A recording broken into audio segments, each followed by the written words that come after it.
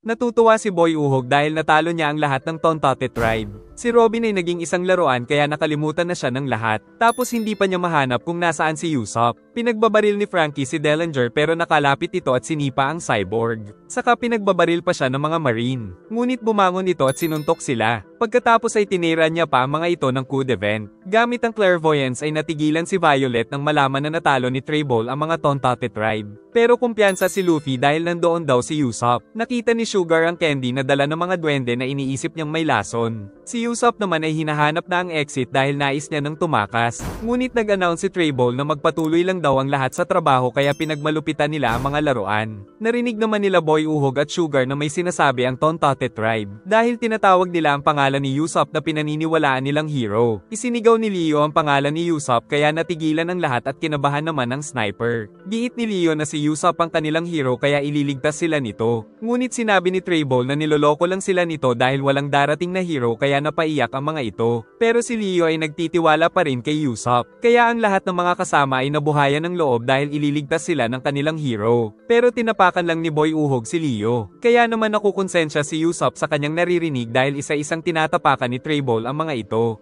Kaya naman bumalik si Usopp at matapang na nagpakita sa kanila kaya natuwa ang Tontate Tribe. Ngunit sinabi ni Usopp na hindi talaga siya isang hero kaya nagulat ang mga ito. Pero nagpakilala siyang isang makamandag na sniper ng Straw Hat. Dahil sa nalaman ay napaiyak na lang ang maliliit na nilalang. Saka sinabi ni Usopp na kung mamatay siya sa laban ay gumawa sila ng estatwa niya sa tabi ng estatwa ni Noland. At sa pag-atake naman ni Usopp ay tinamaan niya ng dalawang shuriken si Trable kaya nahiwa ang katawan nito na ikinatuwa ng Tontate Tribe. Kaya nagbalak na si Usopp na ma-knockout si Sugar para makumpleto ang misyon. Subalit muling nabuo si Trable dahil hindi pala siya napinsala. Pagkatapos ay inatake nito nang inatake ang sniper. Nang makita ni Toy Soldier ang espada sa likod ay nais niya daw itong gamitin kapag nakabalik na siya sa pagiging tao. Naalala ni Kiros ang nakaraan nung kinalaban niya ang Royal Army. Nang lumapit si King Rico ay pinalo niya ito sa ulo kaya babarilin sana ng mga alagad pero pinigilan sila ng hari. Sinabi ni Kiros na ipinaghiganti niya lang ang kaibigan na napatay ng Royal Army. Ngunit dahil sa kanyang mga aksyon ay kailangan pa rin siyang dakpin. Tapos dinala siya sa Coliseum, kung saan agad niyang ipinamalas ang talento sa pakikipaglaban. Pero kahit panalo na ay nais pa rin itong patayin ang katunggali. Sa kulungan ay ayaw daw kumain ni Kiros kaya nagpunta sa kanya ang hari. Giit nitong hindi daw siya natatakot ma-execute. Ngunit inalok pa ito ni King Rico na maging isang gladiator upang mabawasan ang sintensya. Dahil dito ay nagsimulang lumaban si Kiros sa Coliseum bilang isang gladiator, kung saan nagawa nitong manalo sa 100 magkakasunod na laban kaya makakalaya na siya sa kulungan. Pero tutol daw ang mga tao na makalaya ang kriminal. Dahil dito ay bumalik na lang si Kiros sa kulungan. Saka nagsanay na lang siya ng nagsanay sa Coliseum. Kaya mabilis niyang nakamtan ng ika-200 panalo. At nagpatuloy ito hanggang sa makuha ang ika-1,000 panalo niya sa loob lang ng 4 na taon kaya nagustuhan na rin siya ng mga tao. Ngunit isang gabi ay binangungot siya dahil sa dami ng mga tinalong gladiator. Kaya kinabukasan ay napaiyak na lang ang gladiator dahil mananatili daw siyang isang halimaw habang buhay. Hanggang isang araw ay isang malakas na katunggali ang nakaharap ni Kiros sa ika-3,000 laban niya. Ngunit sa huli ay nanalo pa rin si Kiros kaya siya ang unang gladiator na nanalo ng 3,000 beses at walang talo. Pero nakilala niyang ang nakalaban niya ay ang hari. Giit ni King Rico na nag-alangan si Kiros nang malaman na siya ang kaharap kaya naisip niyang hindi naman ito isang halimaw. Kaya sinabi nitong lumabas na si Kiros sa Coliseum at gamitin ang kakayahan upang makapagligtas ng mga buhay. Dahil dito ay naging isang commander si Kiros ng army ni King Rico. Ngunit si Princess Scarlet ay ayaw pa rin kay Kairos. Kaya gagamitin sana ni Princess Violet ang clairvoyance pero pinigilan ng ate niya. Hanggang isang araw ay nakidnap si Princess Scarlet ng mga pirata. Kaya agad na tumalon si Kiros at umakyat sa barko ng mga ito upang iligtas ang prinsesa. At gamit ang lakas at galing nito ay naubos niya ang buong crew ng mga pirata. Pagkatapos ay aksidenteng nahawakan ni Kiros ang prinsesa kaya kinilig siya. Pero niyakap pa siya nito upang magpasalamat. Kaya pag-uwi ay agad na nagluto si Princess Scarlet at ibinigay ito kay Kiros. At mula noon ay napalapit na ang dalawa sa isa't isa. Kaya isang araw ay nais nang umalis ni Kiros sa pagiging bodyguard ni Princess Scarlet dahil nagkakagusto na siya dito. Giit ng hari na isang magiting na gladiator si Kiros pero magiging problema ang criminal records nito. Pero sinabi ni Scarlet na mabuti pang mamatay kung hindi niya mapapangasawa si Kiros. Kiros, kaya gumawa sila ng pekeng libing ng prinsesa. Ngunit ang totoo ay sumama ang babae kay Kiros kasi malaki, at sa isang payapang lugar na nirahan ng mag-asawa, kung saan ipinanganak si Rebecca. Pero natatakot ang ama nitong si Kiros na masaktan ang sanggol. Ang hari ay di nadalaw sila taon-taon. Si Kiros ay nagsusuot pa ng gloves upang hindi masaktan ang kanyang anak, at labis na kasiyahan ang naranasan ni Kiros sa pagkakaroon ng pamilya. Ngunit nagbago ang lahat ng ito nang dumating si Doflamingo. Napaiyak na lang si Lady Scarlet nang makitang nasusunog ang palasyo, pati na ang buong bayan sa ilalim nito. Nagpa siya si Kiros na magtungo sa palasyo kaya sinabing magtungo ang kanyang mag-ina sa sunflower field. Mabilis na nagtungo ang gladiator upang malaman ang nangyayari. Nang makita sa paligid ang nakakaawang sinapit ng kaharian. Pagbukas ng gate ng palasyo ay nakita niya kaagad ang mga kalaban. Saka sinabi ni Monet na naghihintay daw kay Kiros ang bagong hari, kaya sinamahan ni Monet si Kiros sa loob. Doon ay nakita niya si Sugar, saka naambush siya at hinuli ng kadena. Nang tanggalin ng kurtina ay nakita niya si King Rico pero hindi siya makatakas para iligtas ito. Saka nais ni Doffy na magtrabaho sa kanya si Kiros dahil ipinapahuli na rin ito ang asawa at anak ng gladiator. Kaya bago patayin si King Rico ay pinutol ni Kiros ang sariling paa upang mapatay lang si Doflamingo. Pero ginawa lang siyang laruan ni Sugar. Subalit nagawa pa rin niyang mailigtas ang mahal na hari, ngunit nalaman niyang hindi na siya nakikilala ni King Rico. Pagkatapos ay iniligtas niya rin ang kanyang mag-ina kahit isa na siyang laruan. Ngunit nasaksihan niya na binaril ni Diamante ang kanyang asawa, kaya mabilis siyang nagtungo upang iligtas ito sa isang executive ni Joker. Ngunit maging si Scarlet ay hindi na siya naaalala, hanggang sa tuluyan na itong bawian ng buhay. Sa present ay patungo na sila Gladius sa second floor kung nasaan din sila Luffy. Sa Coliseum ay nagpatuloy ang labanan nila Burgess at Lucy. Si Rebecca naman ay naiiyak na rin sa pangiinsulto ni Diamante. Samantala si Frankie ay natalo na rin ng mga Marine. Patuloy na umatake si Usopp kay Boy Uhog. Saka siya gumamit ng 100 tons hammer sa kalaban pero binugahan lang siya nito ng sipon. Tumawag si Doffy at inutos na dalhin sa kanya si Sugar. Si Usopp naman ay nahuli na rin ng mga kalaban. Tapos ipinakain kay Usopp ang candy na ginawa ng Tontate Tribe. Kaya nag-apoy ang bibig sa sobrang anghang nito. Pero natakot ang bata sa reaksyon ni Usopp dahil napakalaking apoy ang naibuga dahil sa sobrang anghang. Dahil dito ay tagumpay na nawala ng malay si Sugar. Kaya naman nakabalik na si Robin sa tunay niyang katawan. Maging ang lahat ng mga laruan ay isa-isa nang bumalik sa tunay nilang mga anyo. Ang mga bantay naman ay natatakot sa nangyayari. Maging ang giant na si Hyrule din ay nagbalik na rin ng tunay na anyo. Nang mag-transform si Kelly Funk ay binanata niya kaagad ang bantay. Maging ang Tontate Tribe ay bumalik na rin sa dati ang katawan. Dahil dito ay kinabahan si Traybolt kay Doflamingo. Ang mga laruan sa labas ay nag-transform na rin ng mga tao. Si Traybolt ay umiiyak sa telepono, kaya inis na inis si Doflamingo. Sa Coliseum ay nagkagulo dahil hindi lang mga tao ang bumalik sa dating katawan kundi pati ang mga hayop. Dahil sa nangyari ay hindi magkanda-ugaga si Doflamingo sa dami ng emergency report. Maging sa bayan ay nagkakagulo dahil nakabalik na sa dati ang King Rico Army, mga government official at Navy soldiers pati mga hari at mga mababangis na hayop. Kaya labis ang pagkainis ni Joker sa nangyari. Samantala nag-aalala sila kay Usopp dahil sa nakain nitong candy. Ang asong laruan ay nagbalik na rin sa dati kaya nakilala ng kanyang asawa at anak. At napakaraming pamilya ang nabuo dahil sa tagumpay ng misyon. Umiiyak na ang lahat ngunit nagsalita si Usopp. Kaya naman natuwa ang Tontate Tribe. Tumatakbo ang mga bantay dahil hinahabol sila ng mga hayop. Tapos binanata ng mga biktima ang lahat ng mga bantay na nagpahirap sa kanila. Dahil dito ay nagkaisa ang lahat na tapusin si Doflamingo. Nalaman na rin ni Isho ang tunay na ginawa ni Joker. At lahat ng mga kalahok na ginawang mga laruan ay balak na din tapusin si Doflamingo. Sinunog din ng mga tao ang flag ni Doflamingo. Kaya si Joker ay hindi na alam ang gagawin. Si Toy Soldier ay nag-transform na rin kaya naalala na siya ng mga ito. Tapos agad itong tumalon patungo kay Joker. Naalala na rin ni Violet na ito ay ang kanyang brother-in-law. Ito rin ang tatay ni Rebecca at ang estatwa na nasa Coliseum. Sa katuluyan itong umatake patungo kay Doflamingo kaya naputol ang ulo nito. Nagulat din ang mga tauhan ni Doffy sa nangyari. Nagalit si Buffalo pero hindi siya nakapalag.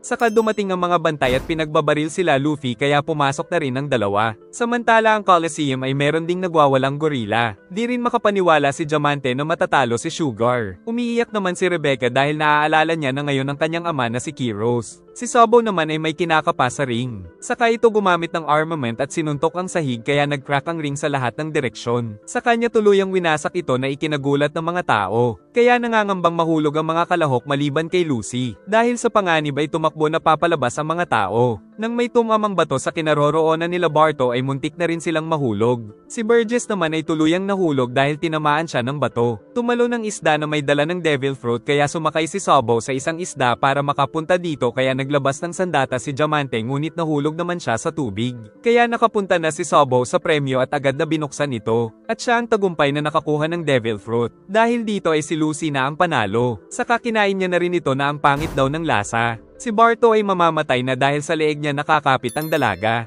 Kaya nang mahulog si Rebecca ay iniligtas ito ni Sobo, si Barto naman ay tumama sa bato. Pagkatapos ay tinanggal na ni Sobo ang disguise. Saka nito ginamit ang apoy na nagmumula sa Devil Fruit at gumamit siya ng Fire Fist patungo sa ring na umabot sa pinakailalim ng tubig hanggang sa tamaan ito at mawasak. Galit na galit si Trable dahil naubos ang mga alipin na inipon ng 10 taon. Umatake ito kay Robin ngunit nagawa ng dalaga na mas alag ito. Saka dumating si Hyrodin at kinuha nito si Usopp. Tapos sinabi ng Giant sa lahat na hawak niya ngayon ang nagligtas sa kanila mula sa panghabang buhay na pagiging alipin. Kaya tinawag nila itong Captain Usopp at nagpasalamat silang lahat. Saka naman nagkalaps ng bubong kaya nagkaroon ng liwanag sa tapat ni Usopp at inisip na hulog ng langit para sa kanila ang sniper ng Straw Hat. Kaya naman napaiyak na lang ang mga ito at nagbunyi sa kanilang tagapagligtas. Dahil dito ay nais magtrabaho ng mga ito para kay God Usopp. At nang magising si Usopp ay pinag-utos niyang wasakin nila ang factory at iligtas ang iba pang mga alipin. Napag-alaman na konektado pala ang Coliseum sa underground. Hindi daw papayag si Trable na wasakin nila ang factory. Nang mapadaan doon sila Sobo, naiinis si Burgess dahil kinain ng kalaban ng nais niyang Devil Fruit. Si Diamante naman ay sinugod ng mga ginawa nilang laruan. Pero lalabanan niya ang mga ito. Nakita na rin nila Sobo si Hack na nahihiya dahil napinsala ang kanyang kamay sa Coliseum. Nagpalit na si Sobo ng damit pero nahihirapan pa rin magkontrol ng bagong kapangyarihan. Saka nakita sila ni Barto na may kagagawan ng pinsala sa kamay ni Hack. Tapos pinakilala ang tatlo ng mga kasapi ng Revolutionary Army. Saka nilinaw nito na ang unang nagpanggap na Lucy ay si Straw Hat Luffy. Pinakita ni Hack ang mga armas na business ni Doflamingo dahil ito ang balak nilang pigilan. Giit ni Koala na matagal na nila itong target pero dahil nagiging mga laruan ang pinapadala nila ay hindi nila nalalaman ang underground. Nakita sila ng mga tauhan ni Doffy kaya ire-report daw nila ito. Sa labas ay patuloy ang kaguluhan dahil sa nangyari. Samantala nagising na rin si Frankie. Si Zoro naman ay hinahanap si Pika. At si Kin naman ay pinagbabaril dahil inakala na siya si Doflamingo. Mabuti na lang ay nakapagtago ito sa itaas. Giit ni Wika na tagumpay ang operasyon kaya bumalik na si Kin naman sa dating outfit para hindi siya ma-target ulit. Dahil naging kasapi din ng Revolutionary Army si Robin ay nagkaroon sila ng munting reunion. Kaya natutuwa si Barto dahil nandito ang isa sa idol niyang si Robin. Tapos nalaman pa nito na si Usopp pala ang Sniper King kaya tuwang-tuwa na naman ang lalaki. Sa palasyo ay pinaghihiwa ni Kiros ang mga kalaban. At nagawa din itong mahuli si Buffalo. Saka binalian nito at itinapon sa labas ng bintana. Umatake si Baby Five ngunit nasalag nito ang mga bala kaya gumawa siya ng kalawit para harapin ang Gladiator pero napatalsik siya nito. Saka pumasok na din doon si Luffy. Pero sumunod sa kanya si Gladius. Ngunit nagulat ito nang makita ang kalagayan ni Doffy. Giit nilo na tapos na ang alliance nila pero nais pa rin siyang iligtas ni Luffy. Nang marinig nilang tumatawa si Doffy, saka inatake sila ng bato dahil nando na rin pala si Pika. Giit ni Doffy na dahil sa ginawa nila ay mapipilitan siyang gumamit ng birdcage kaya kinabahan si Law. Patuloy ang paghahanap ng mga dating alipin kay Doflamingo. Kaya kinakabahan ng ilan sa mga bantay. Samantala patuloy pa rin ang pag-harvest ng mga artificial Devil Fruit. Sumusugod ang dating mga alipin sa factory pero ginamit ni Diamante ang Steel Cloak kaya nawasak ang mga espada nila. Si Trable naman ay binutas sila gamit ang sipon nito. Hinawakan ni Diamante ang poste at ginawa niya itong maso. Nahuli ni Trable ang mga ito, si Diamante naman ay pinalo sila ng malaking maso. Si Trable ay binalibag naman ng mga ito. Muling sumugod si Kiros kay Doffy, ngunit nagtungo ito sa kanyang likod. Saka sinipa niya ito kaya pati ang palasyo ay nahiwa. Mabuti ay nailigtas pala ito ng ating bida. Tapos nagpakita ang tunay na katawan ni Joker. At magkasabay na inatake si Straw Hat Luffy. Ngunit nakatakas pa rin ang ating bida. At agad na gumamit si Luffy ng Jet Gatling pero hindi nasasaktan si Joker. Sa halip ay tinamaan siya ng puppet nito sa likod. Saka naman sinuntok ni Joker ang ating bida sa pagmumukha kaya talsik ito. Nagbabala din si Doffy na mas malala ang sasapitin nila sa nangyaring trahedya sa nakaraan. Inutusan niya rin si Pika kaya yumanig ang buong palasyo. Pagkatapos ay itinapon sila nito sa labas. Kaya nagpalobo si Luffy para hindi masaktan ng mga kasama. Tapos kinontrol ni Doffy ang mga string mula sa puppet. Nakita nila Luffy na may ginagawang kakaiba si Doffy sa string. Natakot naman si Law dahil gumagawa daw ito ng birdcage. Kaya ang napakaraming string nito ay unti-unting nabalot ang buong isla na tila isang kulungan ng ibon. At nang subukang tumakas ng lalaki ay nahiwa ito. Inatake nila ito ng cannon pero nahiwa din ang mga bala. Giit ni Law na papatayin na ni Doflamingo ang lahat dahil nabunyag ang baho nito. Si Bastille ay nagtataka din sa mga string na nakikita. Saka naglagay si Doffy ng mga string sa kanila upang makontrol niya ang mga ito pero nahuli ni Isho ang string. Nagkaroon ng pagsabog dahil kinontrol ni Joker ang isang marine na may hawak ng bazooka. Dahil sa Warlord ay nagkaroon ng patayan sa buong isla dahil sa mga nalagyan niya ng string. Ang kinatatayuan ng palasyo ay nagsimulang lumubog. Giit ni Lo na kagagawan nito ni Pika. Saka ang palasyo nagsimula ring umalis sa kinaroroonan nito. Ang flower field naman ay umaakyat ngunit ang buong bayan ay hinihigop nito kaya marami ang napinsala. Pagkatapos ng mga pagyanig ay sinabi ni Doffy na matatapos lang ang kaguluhang ito kung mapapatay siya ng mga tao. Pero binigyan pa niya ng isang option ng mga tao na patayin ang buong Straw Hat upang tigilan niya na daw ang kaguluhan sa isla. Nang subukan ng isang lalaki na atakihin ng string ay ang espada niya ang naputol, kaya pinasabog ito ng isa pero wala ding epekto. Samantala patuloy ang patayan dahil kinokontrol sila ni Joker. Hindi rin nila magamit ang mga telepono dahil na rin sa birdcage. Kaya naman lahat ng tao ay naglalaro na lang ngayon sa mga palad ni Joker. Samantala ang mga naging tauhan ni Usopp ay hinahanap pa rin si Doffy. Nang dumating si Kinemon ay napansin niya kaagad ang sexing katawan ni Rebecca. Si Barto naman ay humahanga dahil nakita niya na ang Sniper King. Umiiyak na ang mga tao dahil hindi nila makontrol ang mga katawan. Kaya naintindihan na nila ang tunay na nangyari kay King Rico sa trahedyang nangyari 10 years ago. Si King Rico ay naiiyak na lang dahil maraming buhay ang nasasawi. Nilagyan din ni Doflamingo ng bounty na 100 million sila Rebecca, Robin, Kinemon, Violet at Frankie. At 200 million naman kay Kiros, pati na kay Zoro. 300 million ang pinatong sa ulo nila Sabo, Straw Hat Luffy, Trafalgar Law, at King Rico. Naisip ni Usopp na mabuti ay hindi siya kasali. Pero sinabi ni Doffy na may isang lalaki ang kinaiinisan niya ng sobra ngayon kaya bibigyan niya daw ng 500 million ang sino mang makakapatay kay God Usopp. Halos mabaliw si Usopp nang makita ito. Dahil ang kaninang mga alagad niya ay nais na siyang patayin kaya nagsimula sila sa pagtakas. Si Kinemon naman ay pinahabol ang mga ito saka siya tumalon patungong basurahan.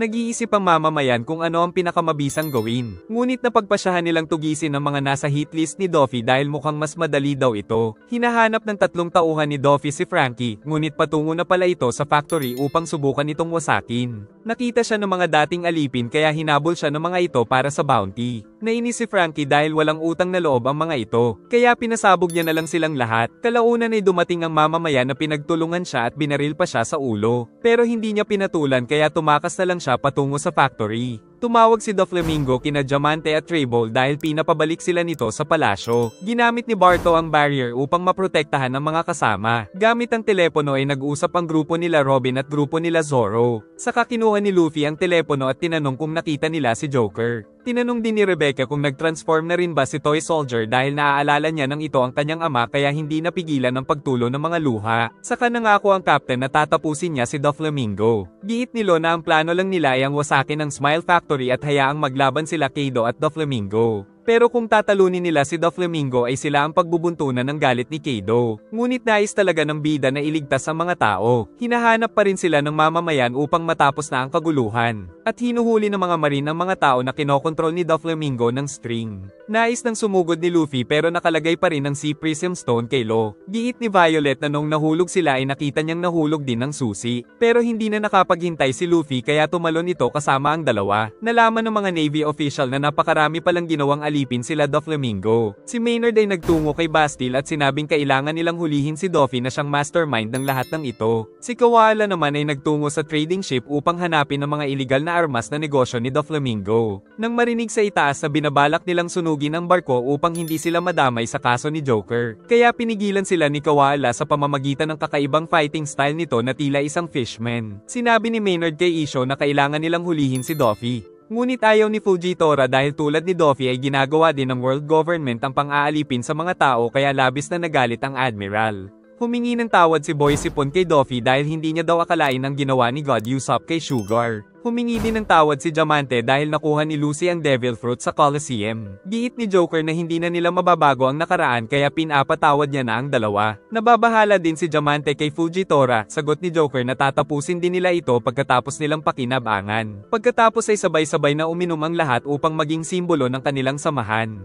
Nagtataka naman ang 3 pang alagad ni Doffy kung bakit hindi sila hinuhuli ng mga marine. Samantala si Frankie ay patungo sa Smile Factory upang wasakin ito. Napansin nila Mock Vice na may nahuhulog patungo sa kanila. na walang iba kundi sila Luffy kaya tumalsik sila, mabuti ay nasalon ni Senior Pink ang mga chicks niya. Agad silang pinalibutan ng mga marine at mga tauhan ni Doffy. Subalit nakatakbo pa rin sila Luffy kaya hinabol sila ni Dellinger. Tumakbo pa rin ang bida ngunit nahuli na sila ni Senior Pink. Saka sila di nagana ni Mach Vice ngunit nakaiwas ang bida dahil pinahaba ang kanyang paa. Tapos aatakihin sila ni Dellinger pero sinipa siya ni Zoro kaya si Mach Vice ang tinamaan niya saka nakatakas ang paa ni Luffy. Ngunit sa harapan ay pinagbabaril sila ng mga bounty hunter. Kaya pinagsusuntok silang lahat ng ating bida. Dumating si Isho kaya tumigil ang mga ito at kinabahan naman ang ating mga bida sa Navy Admiral. Pinapalis ni Luffy si Isho dahil nais niyang tapusin si Doflamingo. Pero ayaw umalis ng Admiral kaya naghanda si Luffy ng armament hockey. At agad na sumugod kaya sinalag ni Isho ng espada ang kamao nito. Samantala nang magsalita si Pika ay nalaman nilang boses itik ito. Pinipigilan nilang tumawa dahil siguradong papatayin sila ni Pika. Ngunit ang isa ay halos hindi na mapigil ang tumawa. Hanggang sa tuluyang matawa ang lalaki kaya tinignan siya ng masama ng mga pinuno kaya humingi sila ng tawad. Ngunit tuluyan na itong pinagbabaril ni Baby Five. Pagkatapos ay itinapon pa nila ang kawawang tauhan. Pagkatapos ay sinabi ni Doffy na ang lahat ng mga executive ay pamilya ang turing niya kaya hindi niya mapapalagpas ang sino mang tumawa sa mga ito. Hinahabol pa rin ng mga bounty hunter si God Usopp para sa bounty nito. Nang makita nilang mas dumami ang mga humahabol ay binigyan sila ni Hack ng isang malakas na suntok. May sumugod din sa gilid nila kaya gumamit si Barto ng barrier nito. Nakatakas si Luffy sa gravity field ng Admiral. Saka sumugod si Zoro at nakipaglaban dito gamit ang espada ngunit napakalakas na swordsman din pala ni Isho. Si Robin ay nagpalabas ng mga kamay sa pader upang magkaroon sila ng hagdan paakyat sa palasyo. Ngunit pagpalakpak ng Tontate tribe ay nabitiwan nila si Usopp. Ginamit ni Violet ang clairvoyance kaya nakita niya na ang susi sa Sea Prism Stone ni Law. Tapos nakita niya rin na papaakyat sila Rebecca doon. May mga sumugod kay Rebecca ngunit ipinagtanggol ito ni Tank na dating commander ni King Rico. At sa itaas ay nakita na sila ng mahal na hari. Si Kin naman ay nagtungo sa junkyard upang hanapin ang kasamahang samurai na si Kanjuro. Nang biglang yumanig dahil gumagalaw na naman ang lupa kaya nagtakbuhan ang mga tao. Saka nakita nila na kagagawan pala ito ni Pika kaya nagkaroon ito ng napakalaking katawan na gawa sa mga bato. Tapos nagsalita si Pika ng pagbabanta sa Straw Hat. Pero nang marinig ni Luffy ang boses itik nito ay tawa siya ng tawa. Kaya sinasaway siya ng mga bata ni Doffy dahil ayaw daw nilang madamay.